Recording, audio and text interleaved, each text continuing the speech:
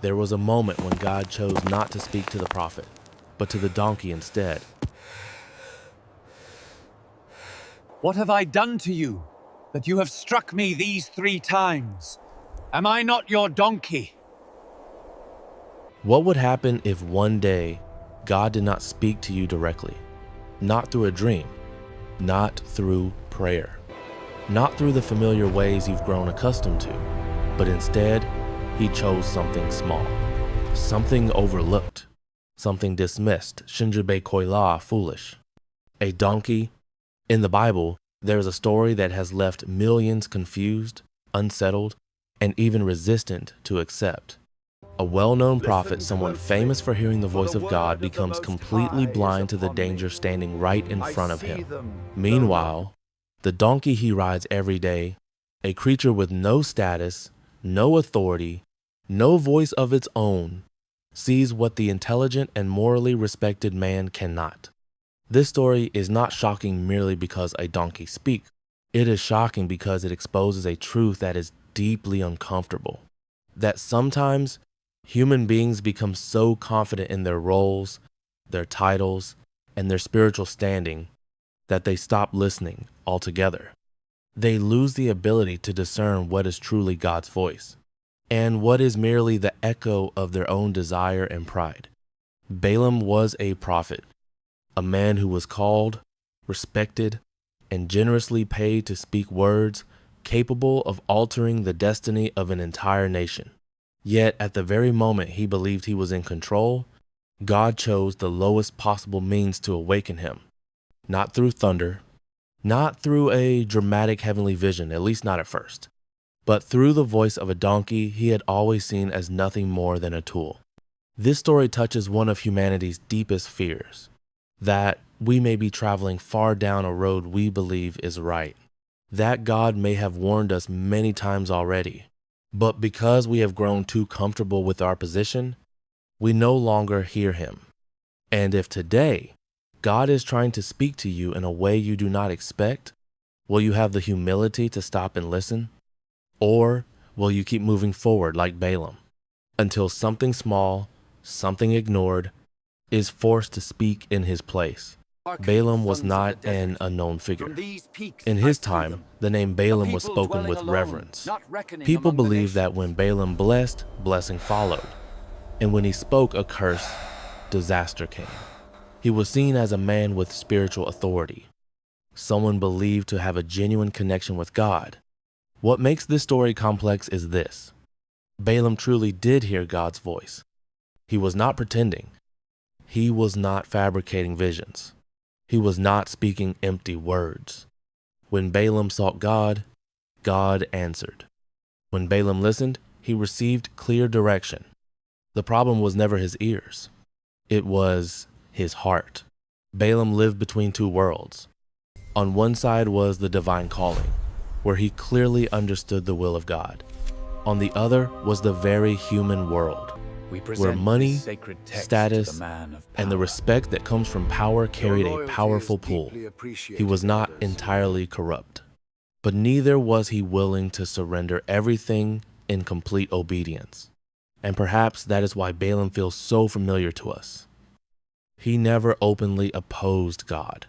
He continued to pray. He continued to ask for God's guidance. He continued to speak words that sounded right. Yet deep within, his heart always reserved a small space for personal gain, a space that seemed insignificant, but was large enough to redirect the course of his entire life. In the ancient world, a prophet did not represent religion alone, but influence, authority, and power. Balaam knew his worth. He knew people needed him. And slowly, that knowledge led him to believe he could maintain a relationship with God without letting go of what the world offered. The most frightening question is not whether Balaam heard God's voice. The question is what he chose. When God's voice collided with personal interest. And if we are honest, that same question is being asked of each of us today. You hear God's voice, but where does your heart truly belong? King Balak saw something that robbed him of sleep. The people of Israel were not only numerous, They were advancing like an unstoppable wave. Powerful nations had already fallen before them. Strongholds that once stood in pride were now nothing more than memories. Balak did not fear war alone. He feared an unseen power moving with this people. And in that fear, Balak did what humans have always done. When swords were not enough, he turned to the spiritual. When armies could not guarantee victory, he sought a curse. And the name that surfaced in his mind and in whispers across the land was Balaam. Messengers were sent, not with weapons, but with gifts, silver and gold, honor, promises of status and power, an invitation wrapped in respect, but hiding a very clear temptation beneath the surface. Come, use your words to curse the people of Israel, and in return, you will have everything a man could ever desire. In that moment, Balaam stood at a crossroads. No one else could choose for him. He knew exactly what he was being asked to do. He understood this was not merely a journey. It was a decision that could shape the rest of his life. On one side stood obedience to God. On the other stood rewards few people ever attain. Notably, Balaam did not rush to refuse, nor did he immediately agree. He chose a safer path, one that sounded wise, even righteous. He said he would inquire of God. It sounded spiritual. It sounded humble. Yet deep within, perhaps a part of him had already begun to imagine what awaited him down that road. Because temptation rarely arrives in an ugly form. It often comes as a reasonable opportunity, perfectly timed, dressed in something that looks good, even holy. And so the question begins to echo, not only in Balaam's heart, but in ours. When another person's fear becomes your opportunity, will you choose faithfulness or personal gain? Balaam did inquire of God, and God answered clearly, without ambiguity, without hesitation. God told him not to go, not to curse the people of Israel, because they had been blessed. But this is where the story begins to turn dangerous. Balaam did not stop. He continued to think, to weigh his options, to let his heart wrestle between what was right and what was rewarding. When the messengers returned a second time with greater gifts and bigger promises, Balaam asked God again, not because he had not heard the first answer, but because he hoped the answer would change. And this time, God allowed him to go. Not because God changed his mind, but because Balaam had revealed what he truly wanted. Here we encounter a very fragile boundary. Permission does not mean approval. There are paths God does not block, not because he agrees, but because he allows people to expose the true condition of their hearts. Balaam heard what he wanted to hear and treated it as confirmation. So he set out on his journey with a sense of reassurance. He believed he was still doing the right thing because God no longer stopped him. Yet deep inside, true peace had already vanished. In its place stood a dangerous confidence, the confidence of someone who believes he can keep his faith without surrendering his ambition. As human beings, we are very skilled at rationalizing. We call compromise wisdom. We call ambition responsibility. We call God's silence agreement. Balaam did the same. He did not rebel. He simply took small steps away from what God truly desired. And that is the most frightening part. Not openly opposing God, but drifting far from Him, under the cover of permission. When you find yourself walking a permitted path, but your heart is no longer at peace, the question is not whether God has stopped you.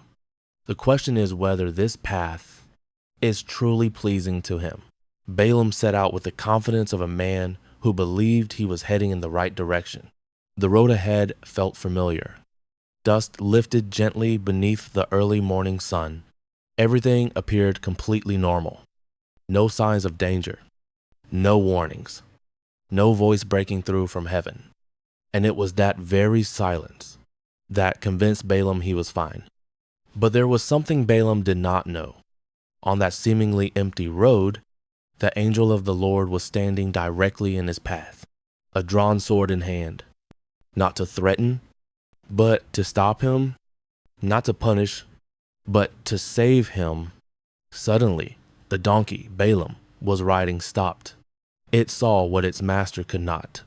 Terrified, it veered off the road. Balaam did not understand what was happening. To him, the donkey was simply being stubborn, delaying what he believed was an important journey. So he struck it. They continued forward. Once again, the angel stood there, this time in a narrower place. The donkey pressed itself against the wall, crushing Balaam's foot. Pain turned into anger. He struck the donkey again harder this time. By now, Balaam was no longer listening. There was only irritation, the frustration of someone being obstructed on a path he had already chosen. The third time, the road became so narrow, there was nowhere left to turn. Hey, whoa! The donkey Stop this collapsed instant! beneath him, Are you mad? not in defiance, but because there was no other way. To avoid the unseen blade ahead, Balaam erupted in rage, unaware that every blow he delivered fell upon a faithful creature, one punished only because it saw more clearly than he did. This moment overturns everything we assume to be true. A prophet, a man believed to be spiritually perceptive, was completely blind. A creature dismissed as foolish became the one who saw reality, and a painful question begins to surface. How many times in your life has God placed something in your path to stop you? And instead of pausing, you became angry at the very thing, trying to save you? When the donkey collapsed in the narrow road, everything seemed to have reached its limit. Balaam raised his hand once more. Anger had completely eclipsed reason. In that moment, there was no holiness, no attentiveness, only a man convinced he was right, and a creature simply trying to survive. Then the unthinkable happened. The donkey opened its mouth and spoke, not with a curse, not with a cry of panic, but with a question that sounded unmistakably human. It asked why it was being beaten. It reminded Balaam of years of faithfulness. It forced him to confront his own actions. This moment leaves listeners stunned, not merely because an animal speaks, but because of Balaam's response. He does not collapse. He does not panic. He does not question why this supernatural moment is unfolding. He answers the donkey, as though nothing extraordinary is happening, as though his mind had grown so accustomed to justifying itself that there was no room left for wonder. This is what makes the story one of the most unsettling passages in Scripture. Perhaps the greatest miracle is not that the donkey spoke, but that Balaam had become so used to not listening, that even when God chose the most extraordinary method, his attention remained fixed on his wounded pride. Human culture often assumes that God will speak in ways that are elevated, dignified, appropriate to our status. But here, God chooses the lowest form, an animal, a simple question, a truth that cannot be denied. This moment exposes a painful reality. When pride grows large enough, a person can converse with a miracle and still fail to awaken. So the question before us is not whether the donkey truly spoke. The real question is this: when God speaks in a way you do not expect, are you awake enough to recognize his voice?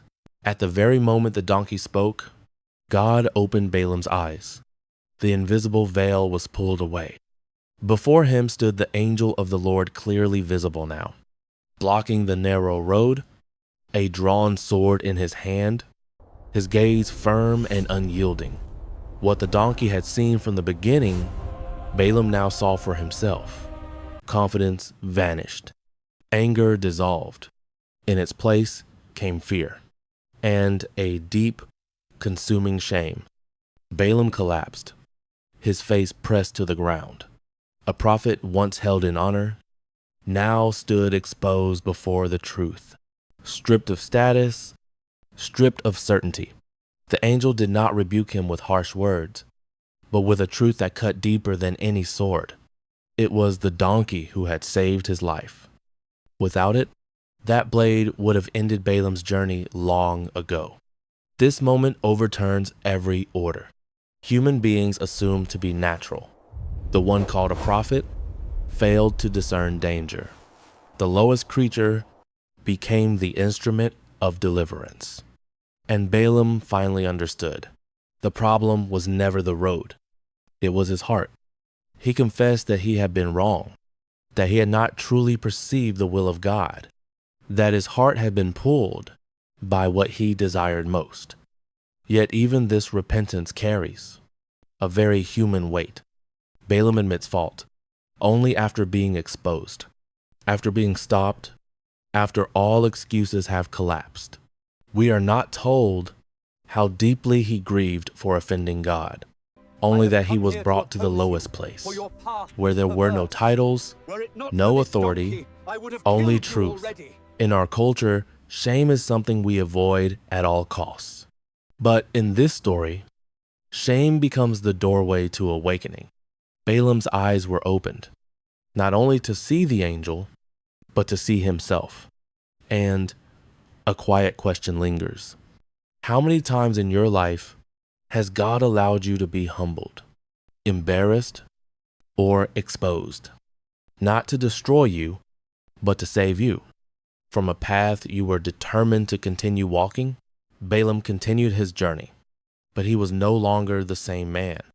He had seen the angel. He had heard the rebuke. He understood now that he was no longer in control of anything. When he stood before King Balak, the atmosphere grew heavy. Altars were built, offerings were laid out. Everything waited for one thing, a curse.